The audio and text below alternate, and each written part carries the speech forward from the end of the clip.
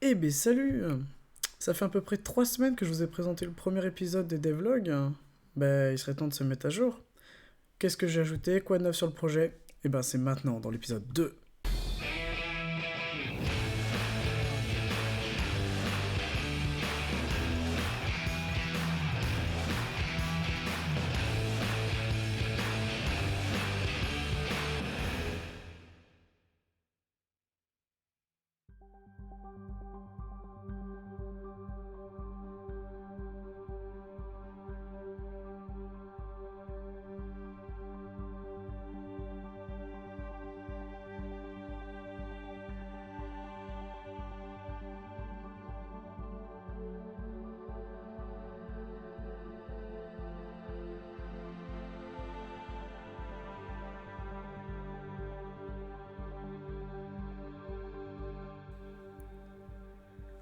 Pendant que vous appréciez les images, j'en profite pour vous remercier grandement sur tous les retours positifs et bienveillants que vous m'avez fait sur le premier épisode. C'est franchement super sympa.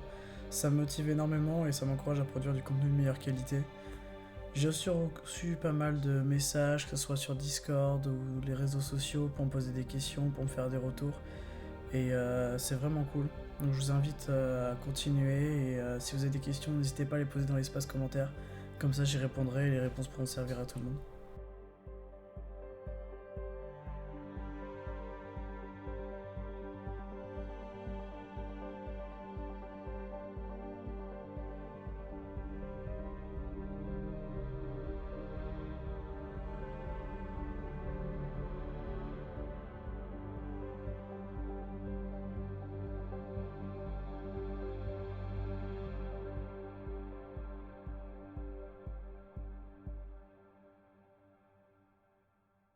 Bon bah les 2 semaines qui ont suivi ont été vouées à l'initialisation du coup de Gas dans le projet et à la création de la première compétence qui est de lancer une balle.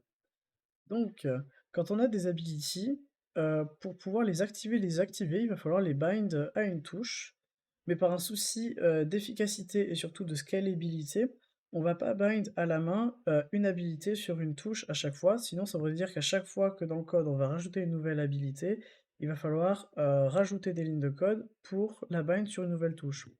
Donc nous ce qu'on va faire, c'est que on va assigner des tags à nos habilités et on va aussi assigner des tags à nos touches d'input pour que par la suite, quand j'appuie sur une touche, ça va venir récupérer toutes les habilités qui répondent au tag de cette touche et on va leur demander de s'activer par elles-mêmes. Donc pour ça, qu'est-ce qu'on fait? On va commencer par créer un data asset à l'intérieur duquel on va créer une sorte de clé-valeur entre un input action et un input tag. Donc c'est ce que vous pouvez voir sous les yeux.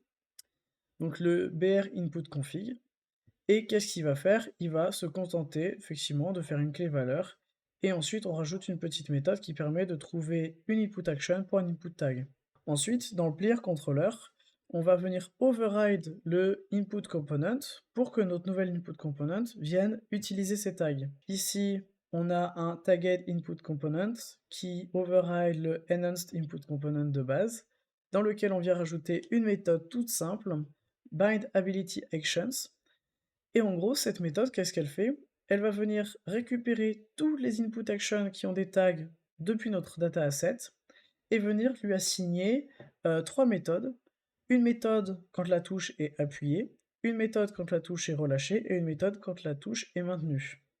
Enfin, dans le player controller, dans le setup input component, on vient récupérer l'input component et on appelle le bind abilities action et on renseigne nos trois callbacks pour que, au moment où nos touches sont appuyées, relâchées ou maintenues, on va faire ces events-là.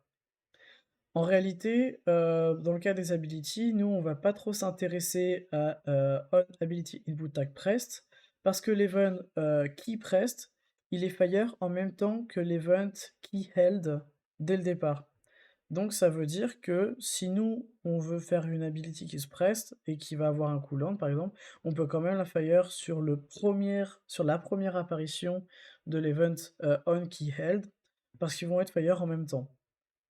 Donc c'est pour ça que on voit que dans mes deux fonctions, je viens récupérer mon ability system component et que s'il est valide, je vais appeler une méthode custom on input release et on input held. Qu'est-ce qu'elles font ces méthodes?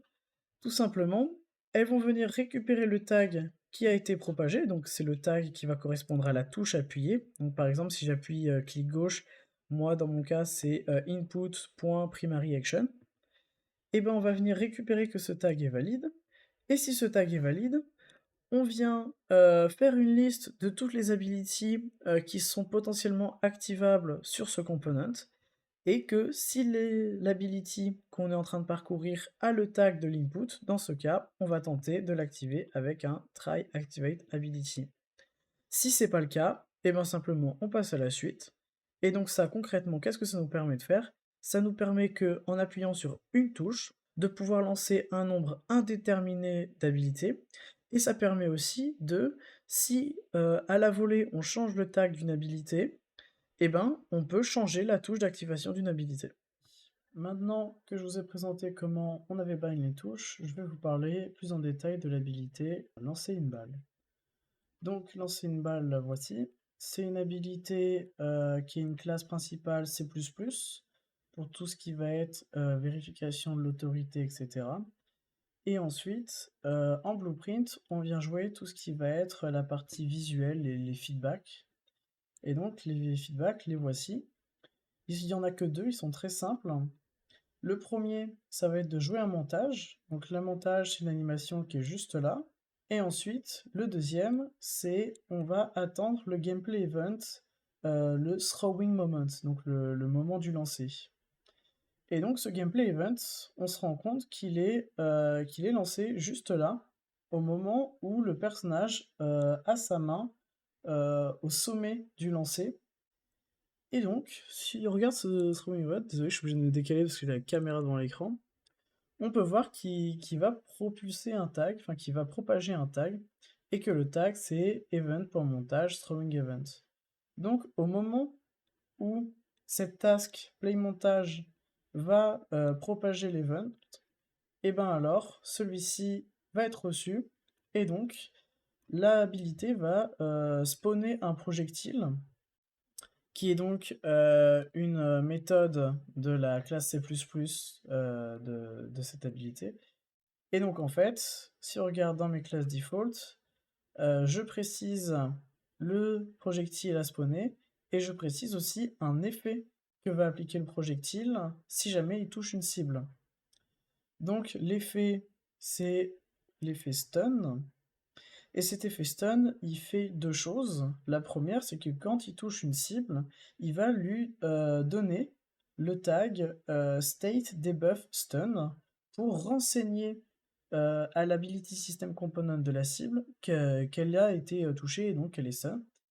Et en deuxième, ce qu'il va faire, c'est que il va modifier un attribut. Donc là, on peut voir qu'il y a un modifieur sur l'attribut speed, et il va le mettre à 0. Du côté du caractère, pour cette habilité, on a mis en place un système d'events qui nous permet de savoir quand est-ce qu'un tag est ajouté ou retiré de notre ability system component. On peut le voir juste là, le onTag granted et onTag removed. Et qu'est-ce qu'on fait? Juste, on va faire un switch sur tous les tags qui sont pris en compte. Et ensuite, dans le cadre de stun, on va jouer une animation qui est l'animation de stun, qui est juste là. Donc on pourrait aller voir le montage, si je vais le chercher. Donc dans animation, séquence, animation stun, hop, voilà. Donc quand un joueur est touché et qu'il reçoit le stun, il va détecter que le tag stun est activé, et donc il va se mettre à jouer cette animation. Et bien c'est parti, je vais vous montrer ce que ça donne pour le résultat final.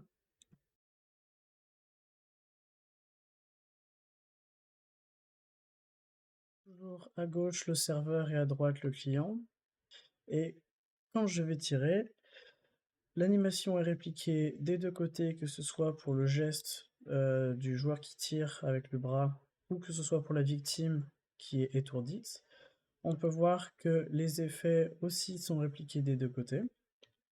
Donc du côté du client, tout va bien. Et quand je passe sur le serveur et que je tire, on peut voir que là aussi, les animations sont répliquées que ce soit pour le tir ou la victime. Eh bien, ces 3 semaines, elles auront été assez productives, surtout au niveau de la structuration du gas system, mais même en termes de code. Et ça va nous permettre d'avancer sereinement sur la création des prochaines habilités dans un futur très proche. Faut savoir qu'en parallèle, moi j'avance sur la création des cartes de jeu, et ça se fait tranquillement. Et j'avance aussi sur la traduction du jeu dans différentes langues, mais je vous en parlerai bientôt. Dans le prochain épisode, on verra la création des différents items du jeu que l'on pourra ramasser et déposer. Et en attendant, je vous remercie d'avoir regardé cette vidéo jusqu'au bout et d'ici là, codez fièrement.